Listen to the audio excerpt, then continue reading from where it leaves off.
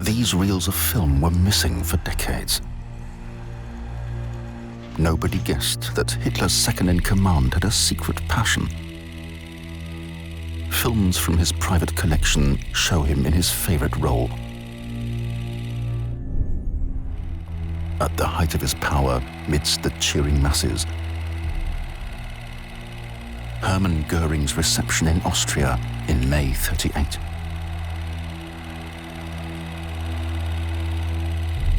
For a long time, he was Hitler's closest confidant.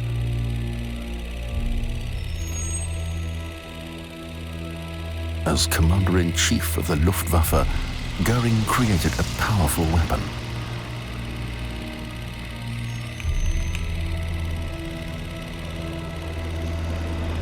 Hitler and Göring, their careers were closely entwined. How far do they follow a common path? What do these films reveal about the most flamboyant character in National Socialism?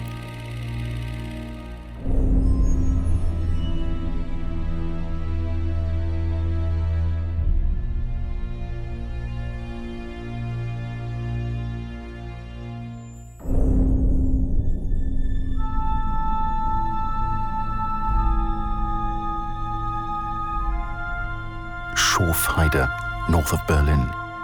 Idyllically located between lakes and forest, Göring's castle-like residence once stood here. Karin-Hell. The residence of a man who said about himself, "I am indeed a Renaissance man. I love splendor." He wants to be the jovial face of dictatorship. But Hermann Göring, Marshal of the Third Reich, was involved in everything for which the regime was responsible. Elimination of political opponents, millionfold crimes, a murderous world war.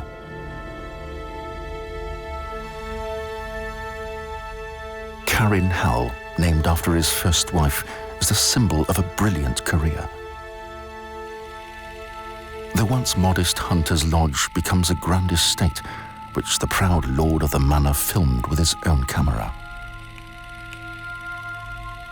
During the war, as the defeats increased and German cities fell beneath a hail of bombs, it was to hear that he more and more frequently withdrew to a private world far from reality. He watches films like this in his home cinema.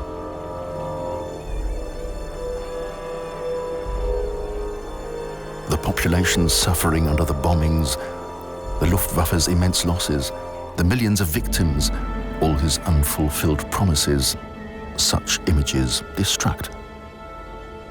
"At least we lived well for 12 years, he will say later. In 1945, following Hitler's death, Göring, a prisoner of war, is the highest-ranking living Nazi. He's taken to a camp for German war criminals who are to be tried in front of an Allied court. He will never acknowledge his responsibility, not even at the Nuremberg trials. You must plead guilty or not guilty. Bekenne mich im Sinne der Anklage. I plead not guilty. In the end, he takes the law into his own hands with poison. It was the unexpected last move in an astonishing career.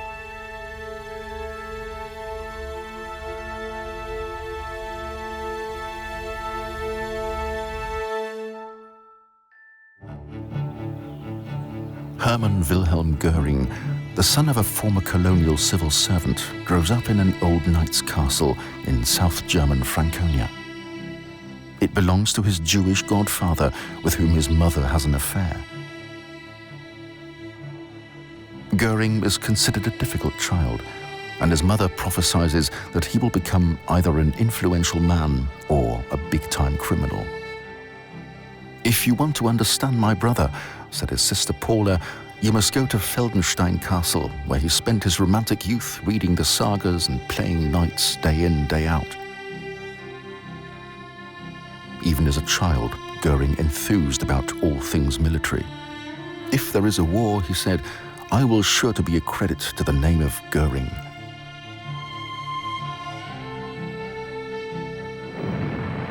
During World War I, he had his first battle experience as a young soldier in Alsace.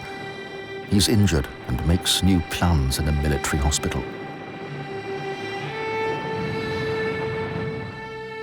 Second Lieutenant Göring is aiming high. He wants to be a military pilot and a war hero. He can report the shooting down of 22 planes. From the Kaiser himself, he receives the highest Prussian award, pour le mérite.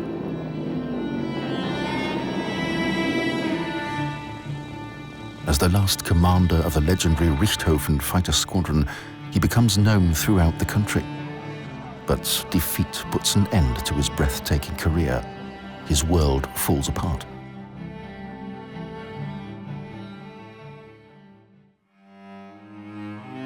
After the war, Germany is no longer permitted an air force. But Göring wants to continue flying and goes to Sweden to become an air taxi pilot. One day, the explorer Count Erich von Rosen brings Göring to his castle in Rockelstad. This visit changes his life.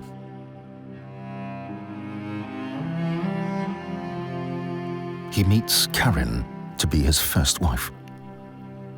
She leaves her husband and children and marries Göring, the World War I fighter pilot, a scandal for society at the time. After Karin's death in 1931, Göring cultivates her memory. He names his yachts after her. There are paintings of her and even a room to her memory.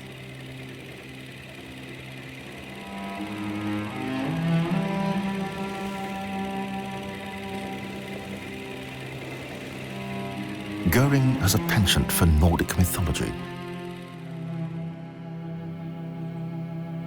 He named his retreat in Schorfheide Karin Hall.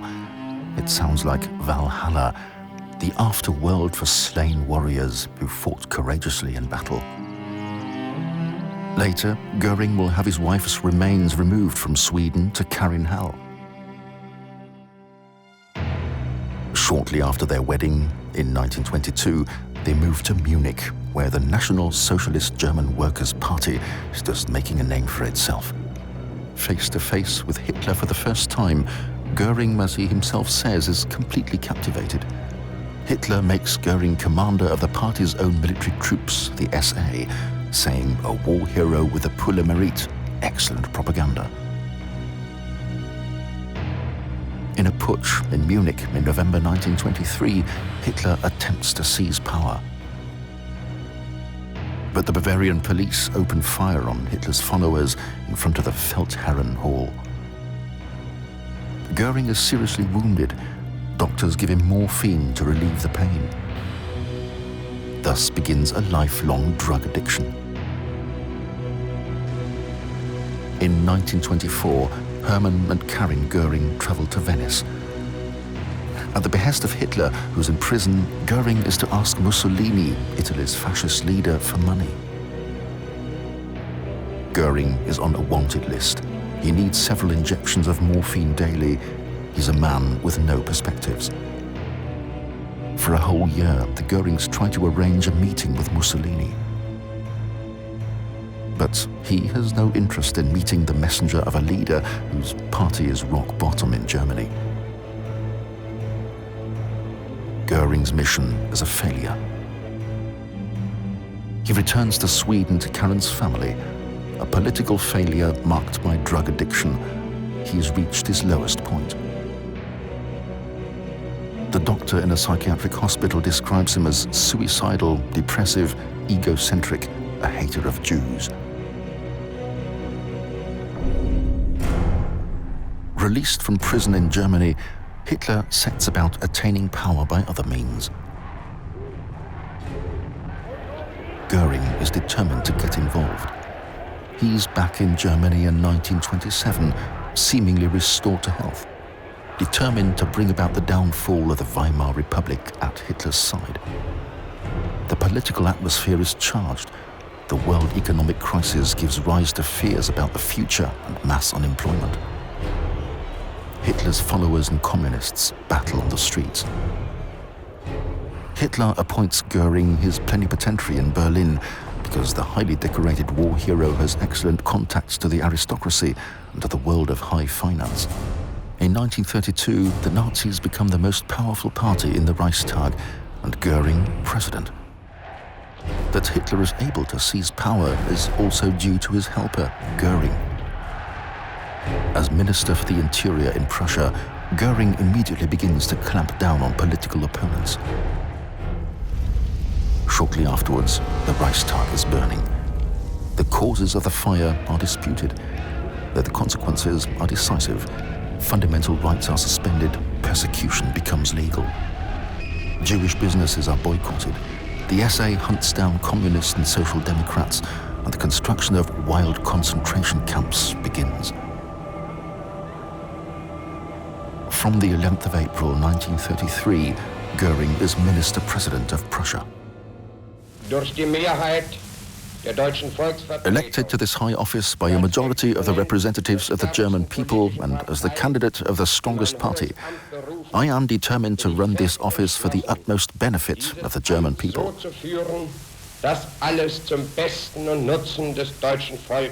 Above all, I am determined to restore this parliament to its former state of dignity, as conceived by our former great statesman Bismarck.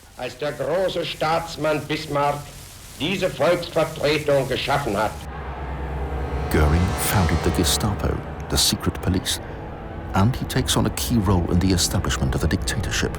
He will not tolerate any competition.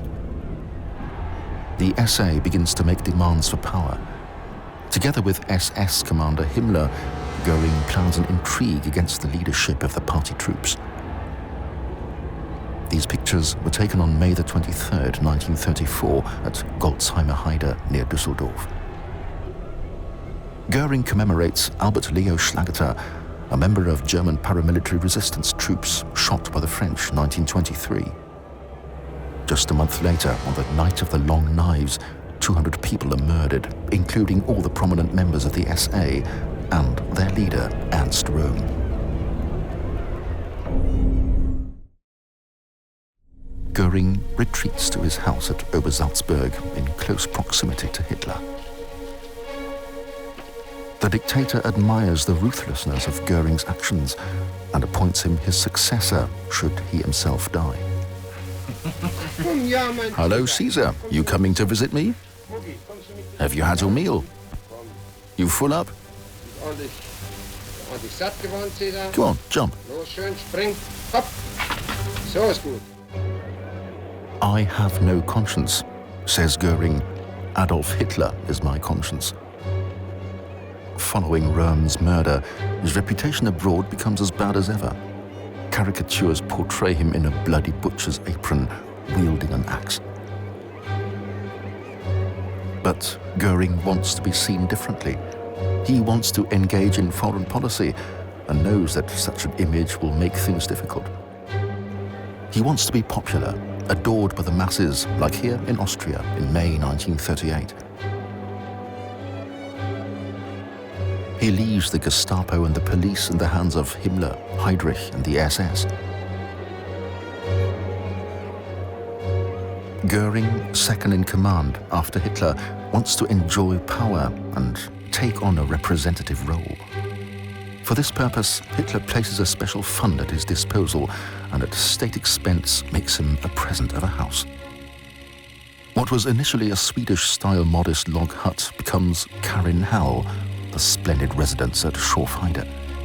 These pictures are also from among Göring's private possessions. Diplomats and state visitors are entertained here.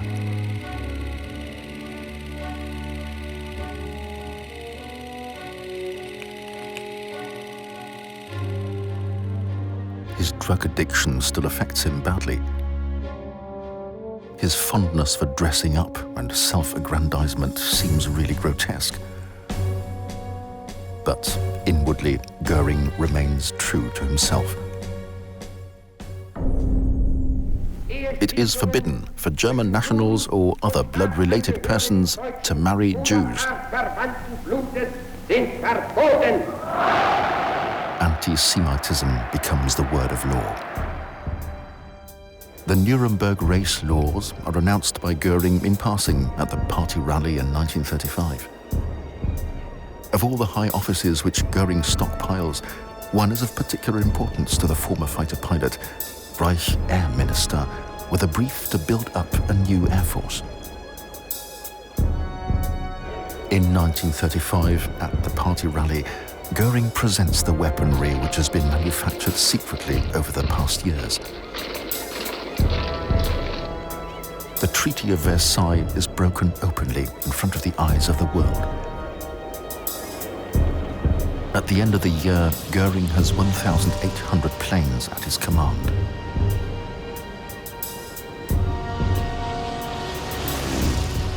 The new Air Force is to play a decisive role in Hitler's strategy.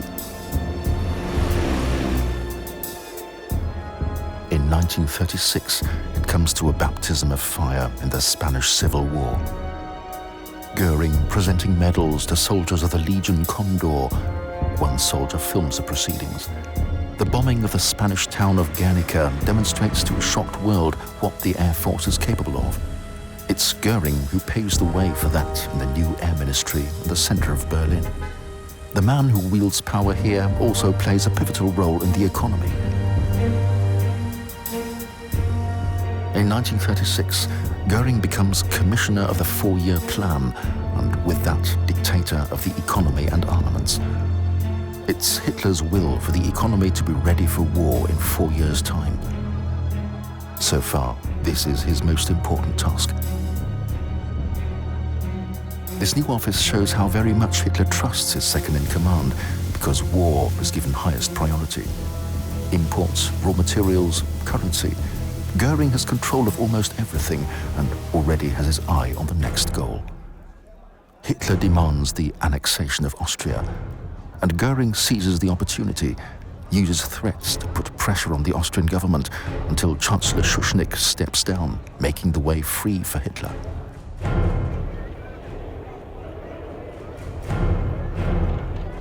On the 4th of April 1938, Kärnten's chief forester Aurelius Meyer films Hitler's arrival in Klagenfurt. Private film footage shows Hitler's return staged as a triumphant procession throughout the land.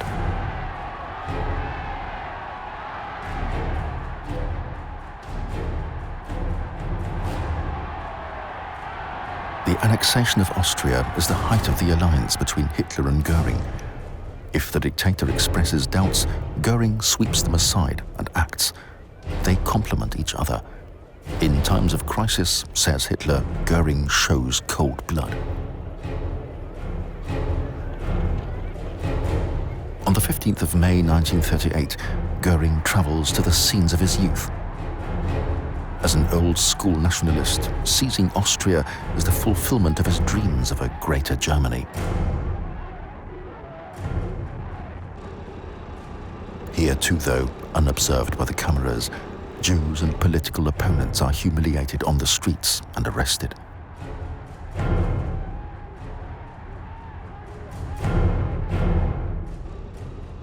Göring travels to Mautendorf in the area of Salzburg, to one of the castles he knew as a child, and there celebrates meeting his sisters Olga and Paula again.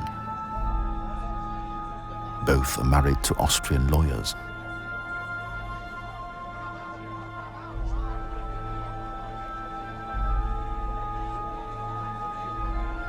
Göring scents great business opportunities in the annexation of Austria. Hermann Göring's Reichswerke, one of the largest industrial complexes in Europe, is striving to expand southeast. And now Austria, the gateway to the Balkans, is under German control. Göring is pleased.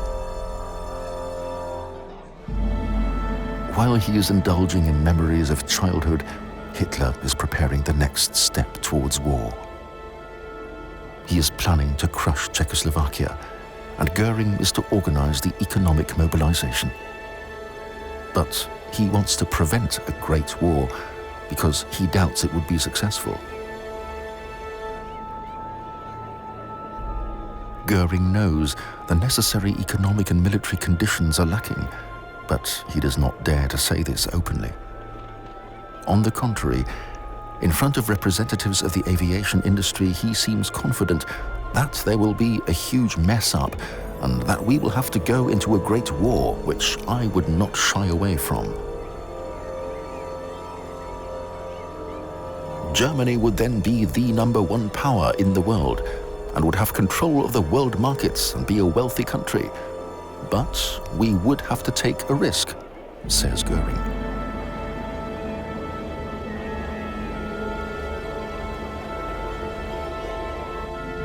He avoids open conflict, does as Hitler wants, and behind the scenes practices peace diplomacy. In Karin-Hall, he receives diplomats from Hungary, Poland and Great Britain. First and foremost, Göring wants to improve relations with London.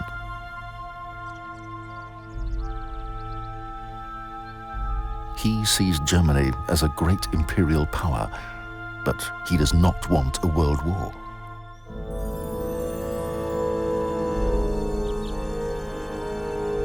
In September 1938, at the Munich conference, Göring presents the text of a treaty designed to maintain the fragile peace for the moment. For this, Hitler will criticize him severely. October 1938, German troops march into the Sudetenland, as stipulated in the Munich Agreement. But Hitler wants more than what he calls flower wars.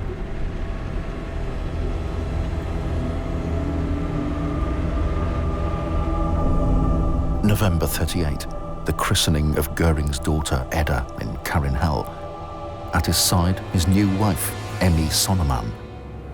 The relationship between Hitler and Göring is disturbed. For the first time, the dictator talks of him as a coward. March 1939. While Hitler is marching into Czechoslovakia, Göring is holidaying in Italy. All of a sudden, he's lost influence. Hitler has now other advisors.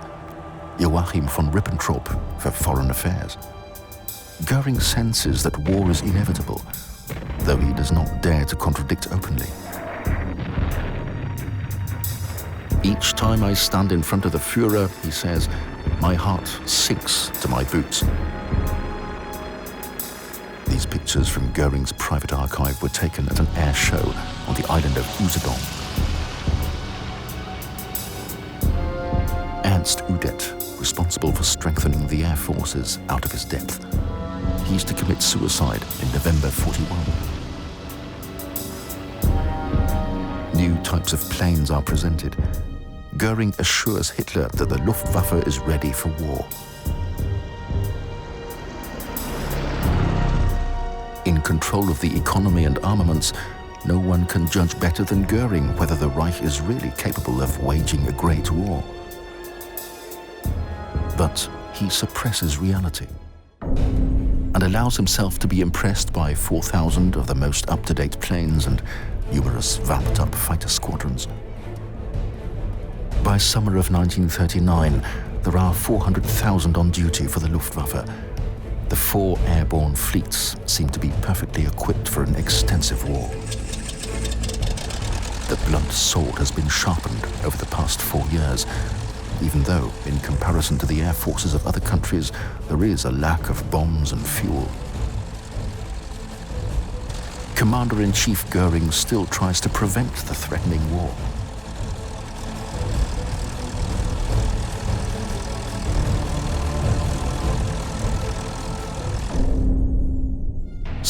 June 1939 in Berlin.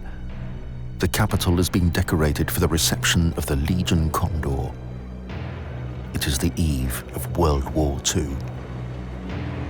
We should stop playing poker, Göring almost pleads to Hitler. The answer was, I have always played poker. In Spain, 5,000 German soldiers helped Franco to victory in his attempt for power, a trial run without too many losses. Now, something of a far more terrible dimension is threatening. Göring holds secret talks with England. He wants to preserve peace and to continue living a life of luxury and splendor, just like a man of the Renaissance. He has a lot to lose.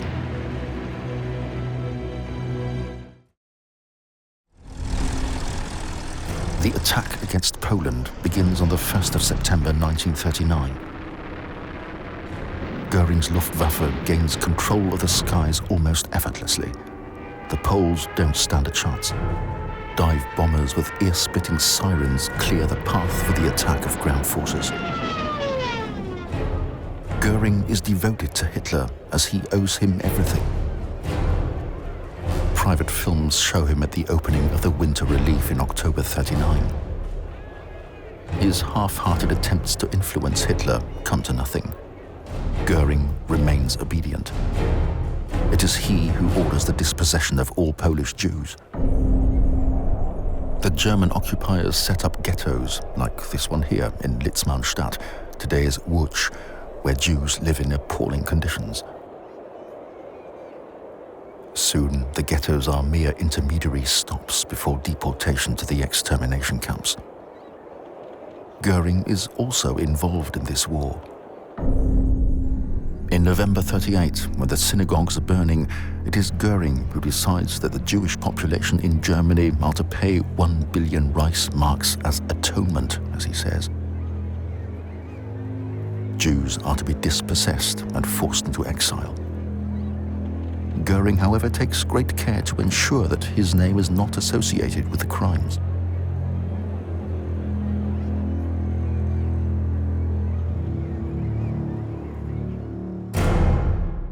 In the French campaign, the Luftwaffe shows distinct signs of weakness. The British Expeditionary Force has withdrawn to Dunkirk on the Channel coast. Göring promises that his planes will destroy the Allied troops, but things turn out differently. 338,000 British, French and Belgian soldiers managed to flee. Had Göring been able to keep his word, there would have been little chance of England preventing a German invasion.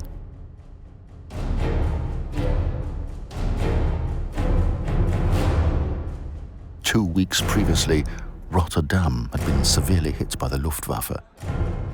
While negotiations for Holland's surrender were taking place, Göring's planes razed the defenseless city to the ground. The news of the negotiations had reached the German command too late. The campaign on the Western Front had ended unexpectedly quickly. Hitler awards the victorious Supreme Commanders the Marshal's baton. Göring alone does a little better.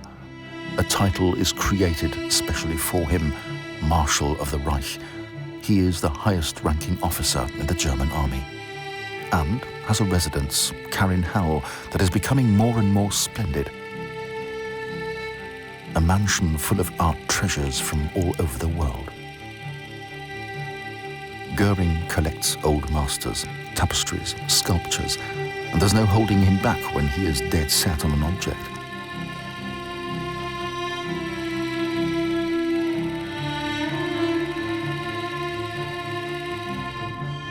To him, France's defeat means rich opportunities for plunder. Paris is full of art, and the man who is second in command in the state comes to take whatsoever he desires. The Louvre, sacred to every lover of art. For Göring, nothing more than a self-service department store for art. On his shopping list, great names such as Rubens, Velázquez, Cranach the Younger, Cranach the Older.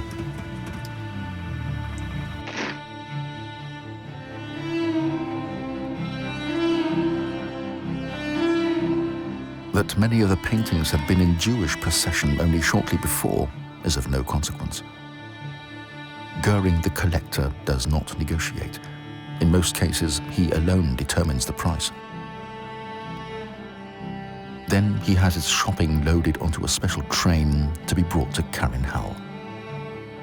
There is something addictive in the way he collects for his Hermann Göring Museum, erecting a memorial to himself.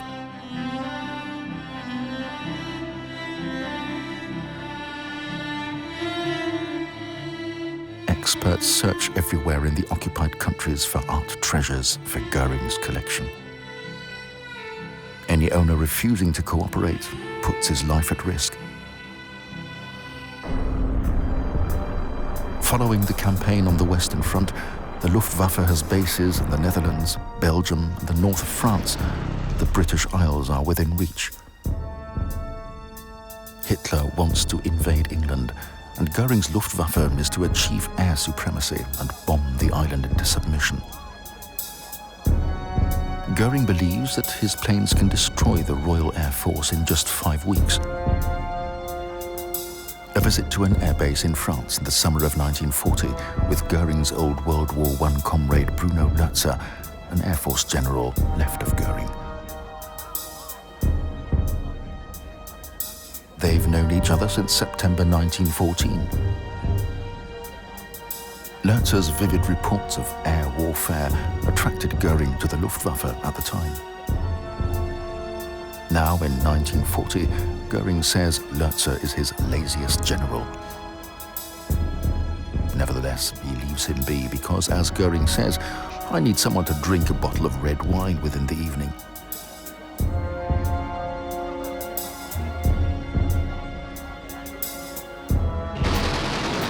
The Battle of Britain will be his first serious defeat. The Royal Air Force is equal to the Luftwaffe. British Spitfires inflict serious losses. At the end of September 1940, plans to invade are set aside indefinitely.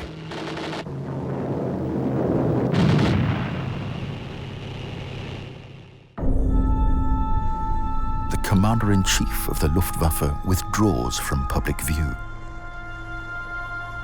From October 1940 until January 1941, Göring is on holiday on the lakes at Karinhal. Even at the height of the battle for the air, he doesn't forego going to East Prussia to hunt, because in the meantime he's become Imperial Master of the Hunt, Reichsjägermeister. The mistakes in the building up and planning of the Luftwaffe are glaringly obvious, but Göring blames others. He is in the middle of a war which he did not want, but which he is, however, waging with all the consequences. The 22nd of June 1941. With the attack on the Soviet Union, the war of annihilation demanded by Hitler begins. Göring is well informed about the shootings of civilians behind the front line. What is more, in the spring of 41, he gave Reinhard Heydrich, chief of the SS Security Service, orders to draw up a set of guidelines for troops on who to put in front of a firing squad, above all political officers and Jews. Millions of Soviet prisoners lose their lives in this war.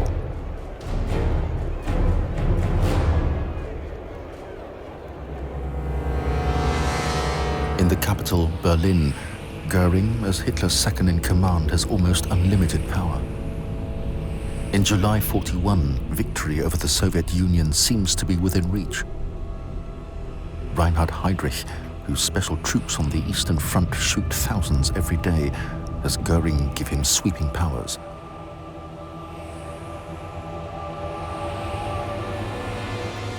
Göring orders Heydrich to prepare the way for the final solution of the Jewish question in German areas of influence in Europe. Everywhere in Germany, the deportations begin. These private film recordings show the last 293 Jews from Dresden being loaded onto a train at the beginning of March 1942. The destination is the ramp at the extermination camp in Auschwitz-Birkenau. Only 10 are believed to have survived.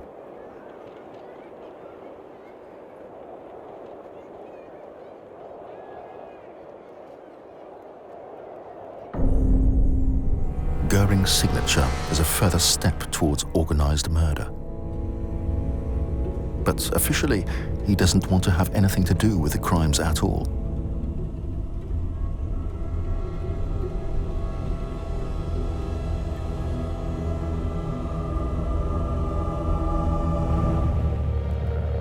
The Luftwaffe is not prepared for this war.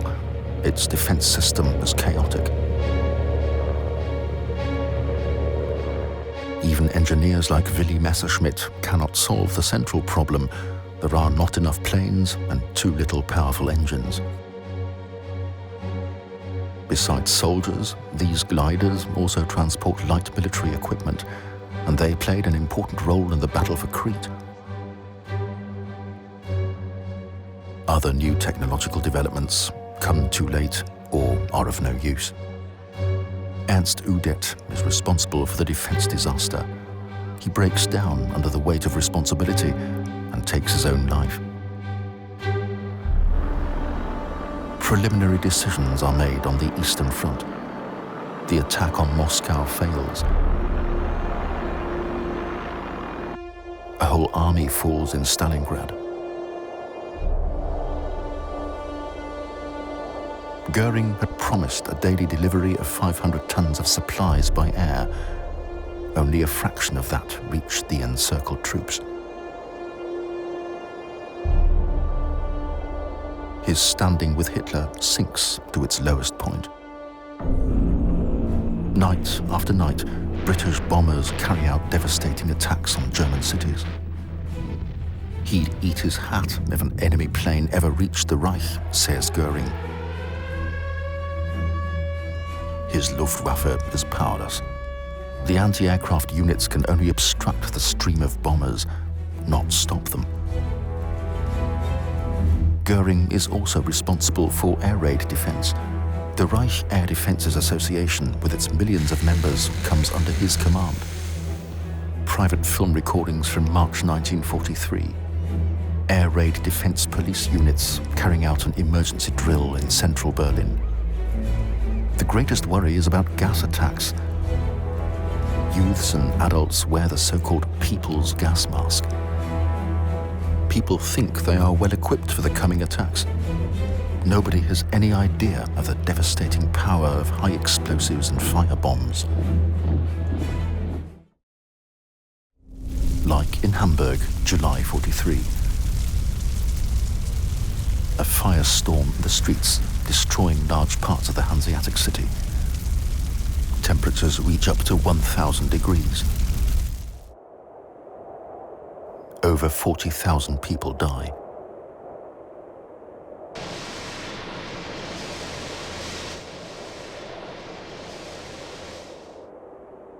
How will Göring react to such a catastrophe? He seems unperturbed, lethargic. He doesn't make any decisions. At the most, he distributes medals. His Luftwaffe cannot stop the Allied attacks.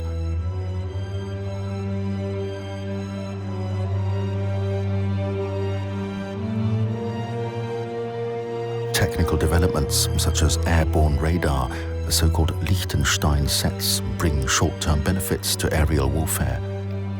But the British find means to ward off the attacks, blinding the radar with strips of aluminium foil. This was a crucial factor in the attack on Hamburg.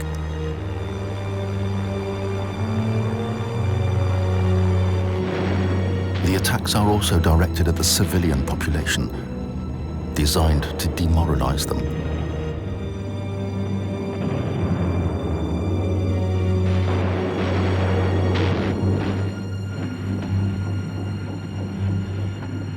Germany under bomb attack. Uncensored pictures never shown in newsreels of the time.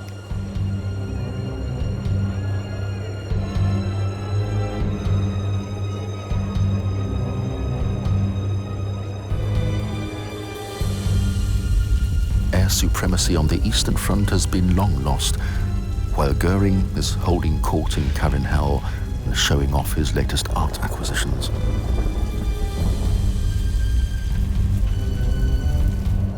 The commander-in-chief does not want to see such pictures. He is alienated from his troops.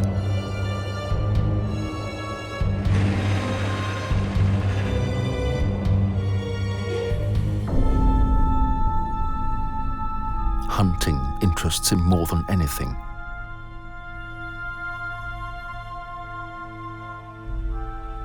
and with his camera, he records what seems to him more important than the high losses of his pilots or the falling cities. Stags on his private hunting grounds.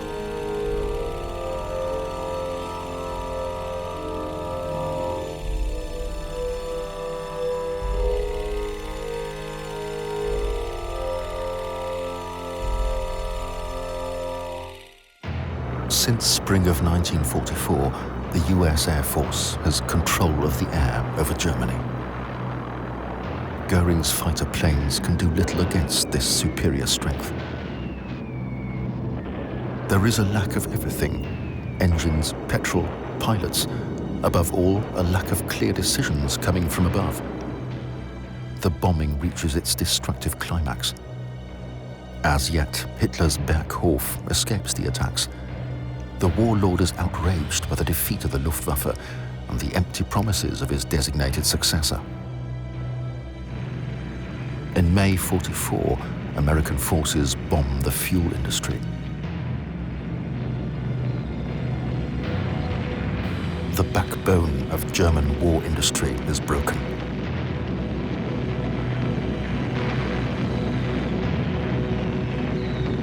Transport routes are systematically destroyed.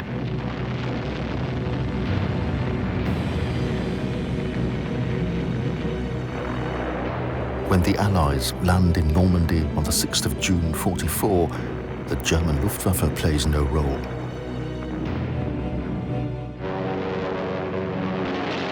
It has been defeated. The extent of the losses is catastrophic. In November '44 alone, 404 fighter planes are lost and 244 pilots killed.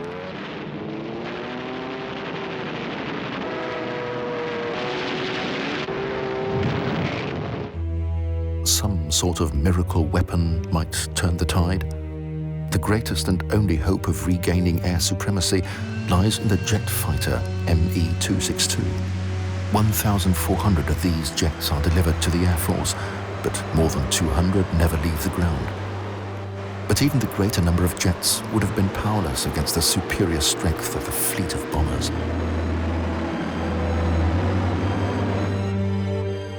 Adolf Galland, Luftwaffe general, is known for calling a spade a spade. Again and again, he calls attention to the hopeless material inferiority of their weapons. But Göring does not suffer any criticism. Galland falls out of favor. He will be made the scapegoat, responsible for the collapse of the Luftwaffe. At the end of January '45, he is replaced as Luftwaffe general. The battle for air supremacy over Germany is over. German pilots, ever younger and badly trained, are sent on suicide missions.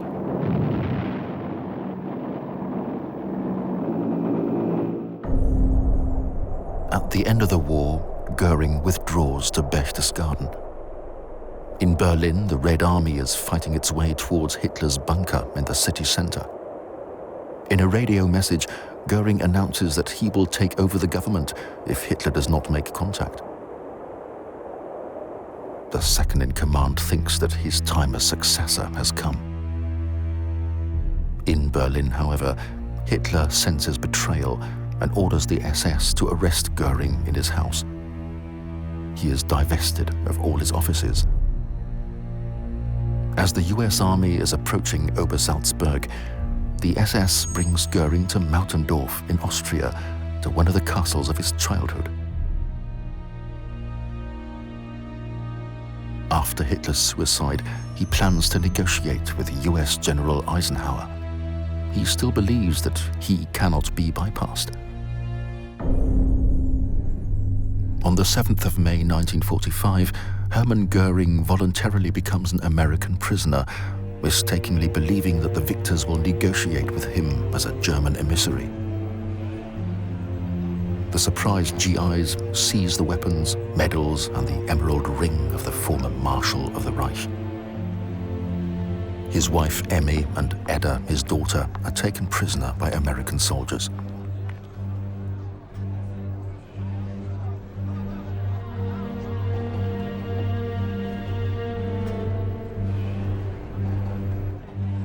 Despite arrest, Göring's self-confidence is unbroken.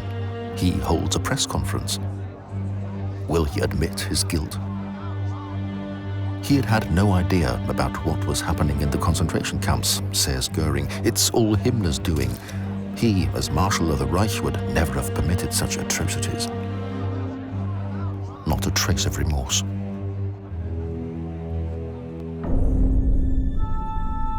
Anybody of any standing in Göring's Luftwaffe is now prisoner of war. Adolf Galland, talking shop with American pilots. Field Marshal Kesselring, till recently Commander-in-Chief on the Western Front.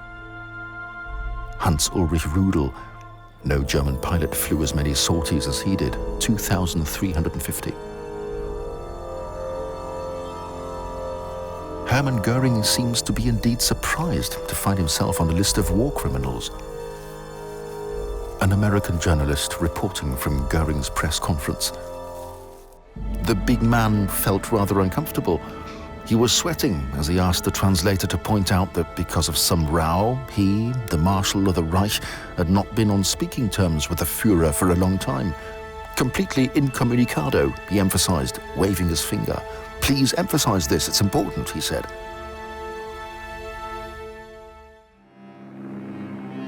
Göring, the highest-ranking living Nazi, is brought to Nuremberg. In the city where once the party rallies were held and now laid waste by carpet bombing, the most important war criminals are to stand trial before an Allied court. Nuremberg had been singled out for air attacks and was a wasteland of ruins.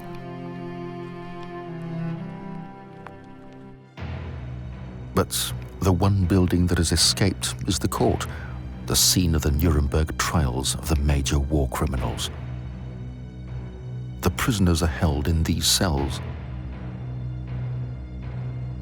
The man whom the Allies call Nazi number 1 is also watched day and night.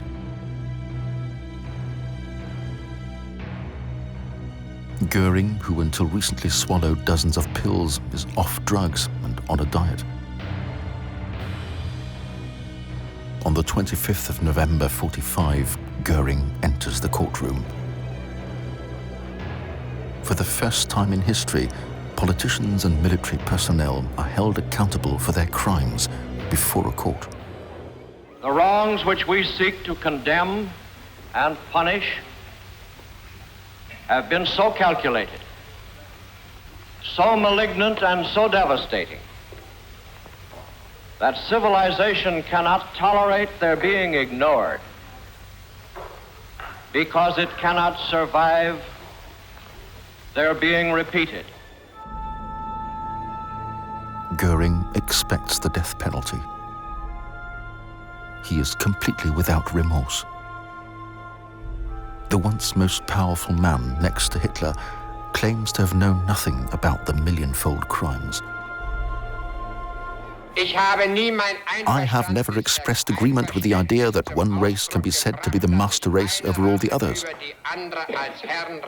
On the contrary, I have always stressed the differences in the races.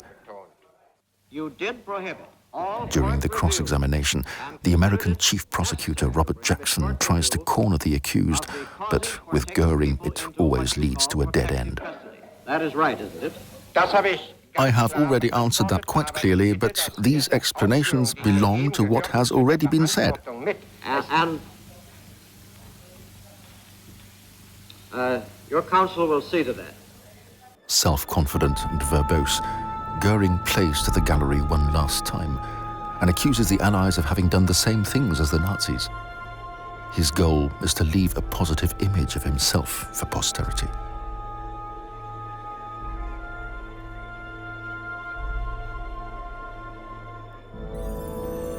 But the weight of evidence is enormous. The Soviet prosecutors show a film that destroys any illusions.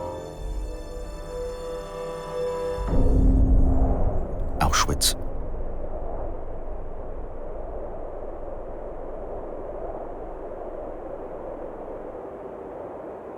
The most appalling crime against humanity ever. Amongst others, it is Göring who's responsible.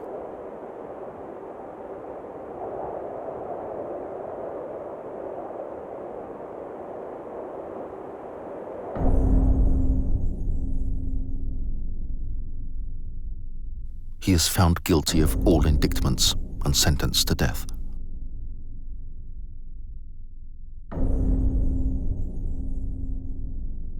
Right to the bitter end, he shows no sign of remorse. But all of these things were necessary things, as I understood you, to protect... Yes, these things were necessary because of what we were up against. The judgment did not affect him in any way, Göring told the American court psychologist. The execution is to be held on the 16th of October 1946. He plans his last coup and writes a letter to the prisoner commander. He had 3 capsules of poison in his possession when he was brought to prison. I put the first one in my clothes so that it would be found when I was searched. I hid the second one so well in my cell that it could not be found in spite of the frequent and thorough searches. I had it with me at the court sessions in my boots. The third capsule was in my small toilet bag in a round pot of skin cream. It was downright impossible to find. This hidden capsule of poison was Göring's final secret.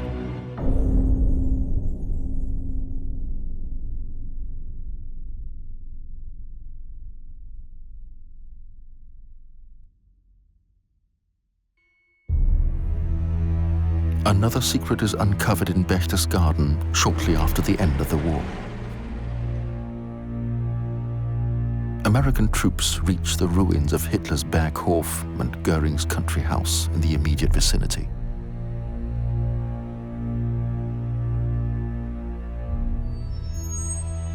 Göring's mountain guide befriends a GI and gives him rolls of film from Göring's private property as a souvenir.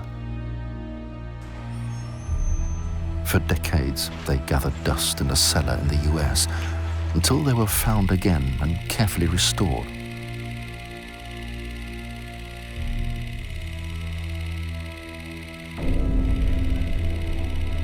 Göring's private films show key scenes in the life of the most powerful man after Hitler in the NS dictatorship.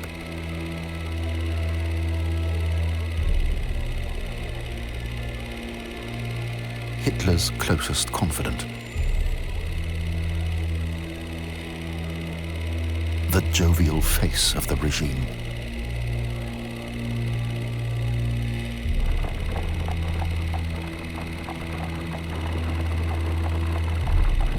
A man with many faces.